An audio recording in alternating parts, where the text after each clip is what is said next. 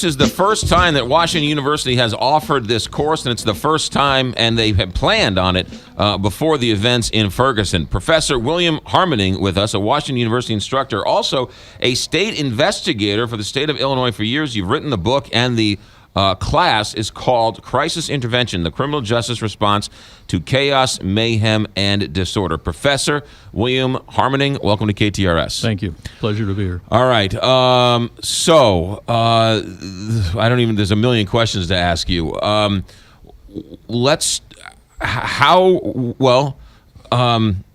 How's the class going? The class is going very good. It's been an incredible learning experience for the students to have this happen in our own backyard where we can analyze it more closely. Right. Is there ongoing debate in the classroom? Are there different sides? Is it one-sided? Is it... Well, one of the rules that we set right at the beginning of this is we were not going to discuss the politics of the Ferguson situation. We were simply going to look at the crisis response. We were going to look at the use of force by Darren Wilson, and then the police response afterwards. So we've been dissecting those two situations without getting into the politics of it. You, as the professor, have to draw a very fine line. You don't necessarily put your own opinion out there, right? No. But you have to then pull the opinions out of the students. Well, the opinions I'm trying to pull out of them are how they analyze the evidence, and from time to time I'll offer my opinion on that. Right. But not the politics or the higher sociological issues. Yeah, facts are hard to come by in this case. Yes, they are. How are you talking about the facts when it's so loose with the facts? Yeah, we're taking two situations: the initial shooting, and there are some facts that have been available regarding that shooting. We have the autopsy report. We have the audio, at least, of the gunshots. One side of the autopsy. Yes, right. Yes. We see where the placement of the wounds are and so forth. Right.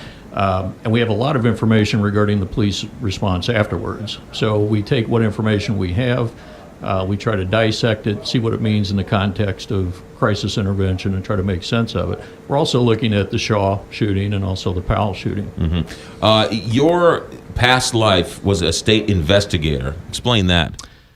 I've been a police officer for 34 years, a lot of it with the Sheriff's Department, and for the last 12 years, I've been a special agent with the state of Illinois, and I head up the unit in Springfield and Chicago that investigates investment fraud. So I'm in white-collar crime. Yeah. It seems like, Professor, fear is winning. There's a lot of fear. We have two situations. We have a lot of anger and a lot of fear. And when you have both, you have a very volatile situation. Mm-hmm. Do you talk about in the class the response of the elected officials? I know you keep politics out of it. I don't know how you do that because no matter what you say fact-wise, politics are in there.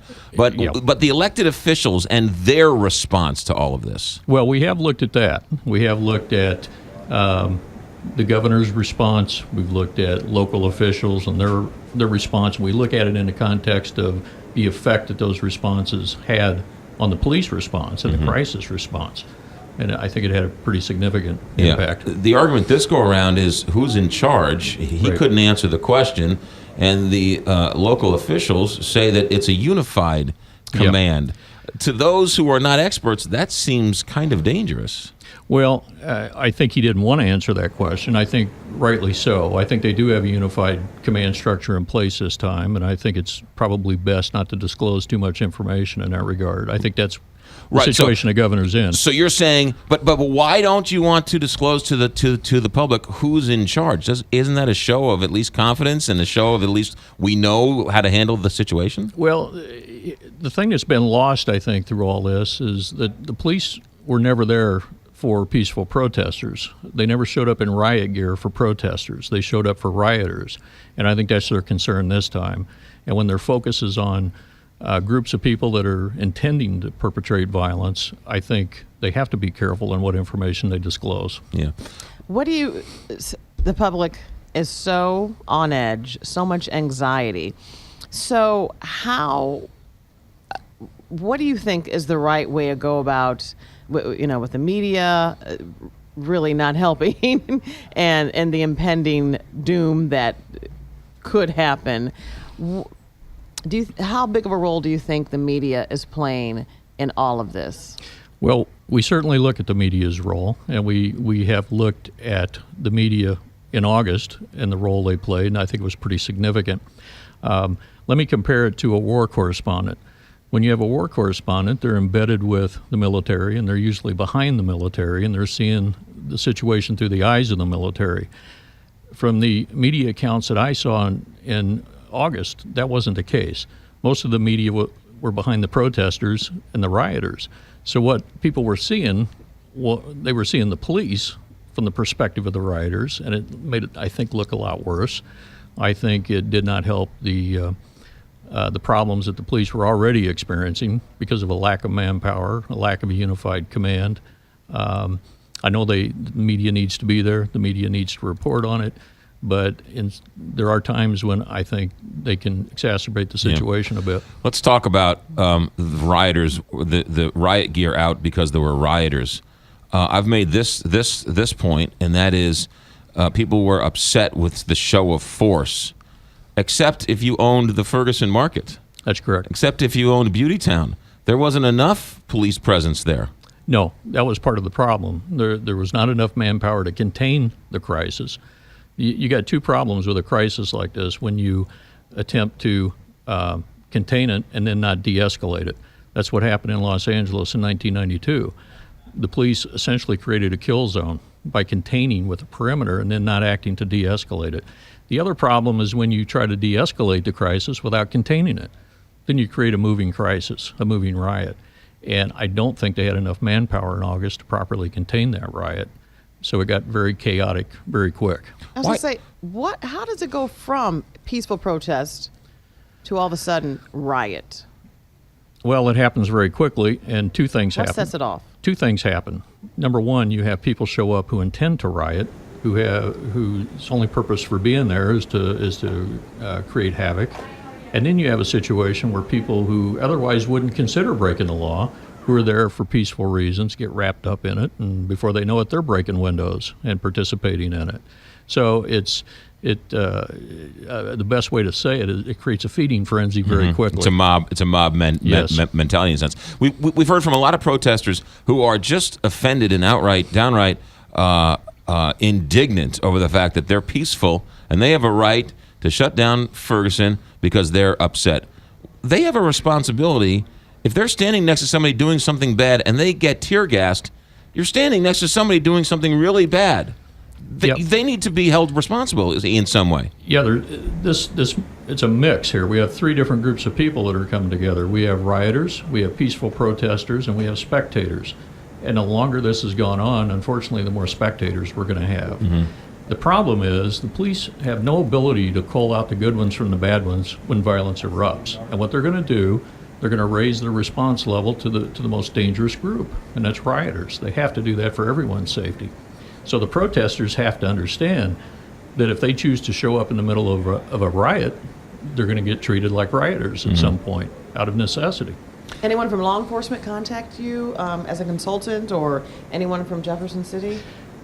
No, and I'm not sure they need to, based on what I've heard. I think they do have a definite plan in place. So you think that they'll have enough manpower, they know how to contain and de-escalate? I think so. From what I've heard, I think many of the politicians that got involved early on are probably going to stay out of the way.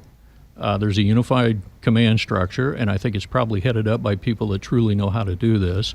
These things don't happen in the same way in New York City or Chicago or Los Angeles anymore. They have protocols in place. They deal with it very quickly, and they de-escalate it very quickly for everyone's safety. So you're saying we've gone to school over the last 3 months, in a sense? Yeah, law enforcement tends to have a very short learning curve, right. And I think they were learning in the midst of the problem to begin with. Now I think they're prepared. Yeah. Why is it that Governor Nixon doesn't want the public to know who's in charge? Well, I think the police don't want the public to know who's in charge. It just gives more ammunition to those that are intending to perpetrate violence to know which department's in charge, which department to disrupt, right. Which computers to try to hack into. So you say you think the police know who's in charge, whether it's Captain Johnson or Balmer or whoever. They know the command structure. It's a unified command. We don't need to know, in other words. I think that's the case. I think it's probably not Captain Johnson. I think it's probably someone who truly knows this area of So law it might be enforcement. somebody we haven't even met yet. Yes. Oh, interesting. And I think they do have a structure in place, and I think they're ready to react if needed. I think you're going to find that they're going to be very tolerant. Even in August, when we've seen peaceful marches during the day, you usually seen police officers marching with them, not against them. Yeah. And initially, you're going to see that here. They're going to try to be very tolerant until violence breaks out, if it does. What are your final thoughts? Are you hopeful? Are you fearful? Do you think the worst is yet to come? What are your thoughts? I've gone back and forth on this. I think there's going to be a very big turnout by people, rioters, protesters, and spectators. And I think the police, I think there's going to be a big turnout with them too. And I think they're going to be prepared to deal with the worst of it and try their hardest to not deal with protesters and spectators who get wrapped up in it. Do you think there should be a waiting period? Like, in other words, we're going to announce this 12 hours from now, 24 hours from now. Is that a good idea and a good way to announce it? Yeah, I think if we're talking about waiting periods, what I would like to see is all groups who purport to be peaceful protesters have a waiting period, have a cooling off period, maybe 3 days, and then come out and march wherever they want to march and voice their grievance. And I think you would find the police working with them on that. Washington University instructor and Illinois State investigator for years, William Harmening. The book is called let's get the official title here. The book is called, also the same name of the Crisis Intervention, the Criminal Justice Response to Chaos, Mayhem, and Disorder. This class was planned before this ever happened. That's correct. And this is the first year the class is being taught. That's correct. Do you have a full house? Every seat packed? We do, and Yeah. it's a 15-week online course actually, but it's been quite active even for an online course. Sure. There you go, Professor. Thanks for coming in. Thank you. 8:32, Big 550.